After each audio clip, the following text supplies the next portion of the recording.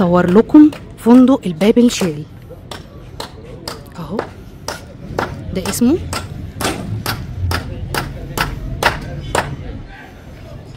كده الفندق من الخارج وهو بجانب قلعة شالي.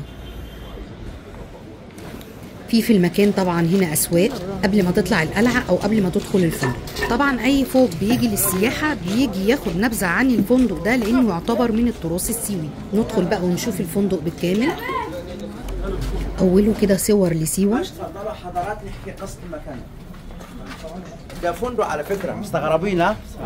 ده فندق بيئي، الاجانب بيعشقوا الاجواء دي.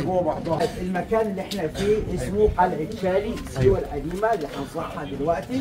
المكان اللي احنا فيه دلوقتي ده فندق تراثي بيئي اسمه الباب نشال، الباب نشال بالامازيغي يعني الموطن او البلد بتاعي. هنا ده شكل بيت سيوي قديم، ففي واحد من القاهره فكر ان هو هيعيد تدوير المكان ده ويعمل له فندق للزوار، واخد تقييم من بوكينج عالي جدا. هنا المكان ده دي اسمها الفنادق البيئيه او الفنادق التراثيه، بيوت شكل سيوه معموله من نفس الخامات. دي الحجره اللي اسمها الكرشيف، شايفين اللون البني ده؟ ده مزيج ما بين طينه وملح، ودي ميزه قوي ان الحشرات ما بتعرفش تمكن في البيت، ما بتعرفش تعيش فيها، وفي نفس الوقت ده بطبيعته بيبقى عازل للحراره. وسقف البيت معمول من جذوع النخيل، بتتقطع وبتتساوى، بتتعمل اسهم للغرف. وده بطبيعته الخشب عازل للحراره. والارضيات اللي انتم شايفينها دي ده حجره تحت الجبل، بتتقطع وبتتساوى زي سيراميك كده، بتتحط على الارضيات نفسها. هنا في سيوه منتشره او مشهوره بالفنادق البيئيه اللي هي معموله بالطينه وفلق النخل وفلق الزيتون. هنا المكان ده حتى التدفئه بتاعته، شايفين الكانون اللي فوق ده؟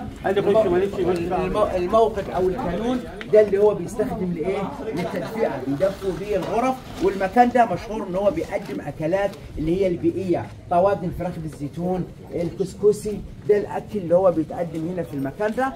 طبعا هنستكشف المكان ده وبعد كده نطلع نشوف الغرف والتفاصيل كلها اللي موجوده في المكان.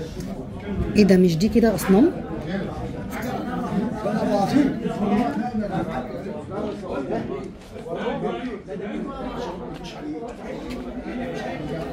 ده حمام كده بيخدم الدور الارضي.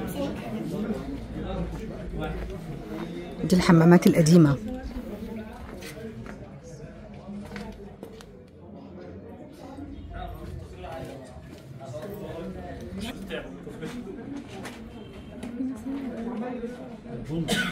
نطلع بقى نشوف الفندق كله بالكامل من فوق. نطلع من هنا كده اهو. دي كده رايحين الغرف. كده رايح الغرف كده. دي الغرفة.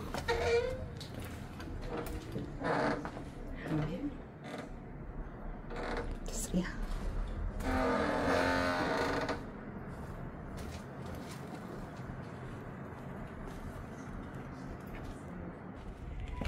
نازلين بقى من الغرف دي عشان نشوف الغرف التانية. هنطلع برضو الممر التاني.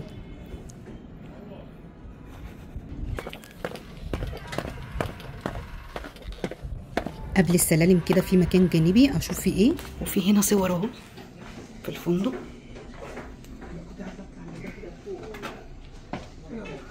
ودي طلعات الفندق.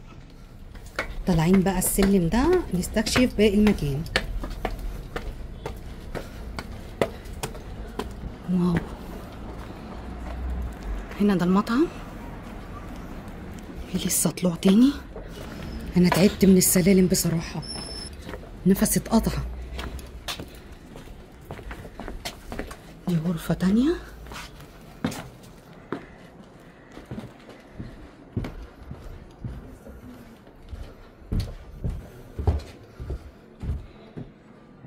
وليها قاعدة سطح.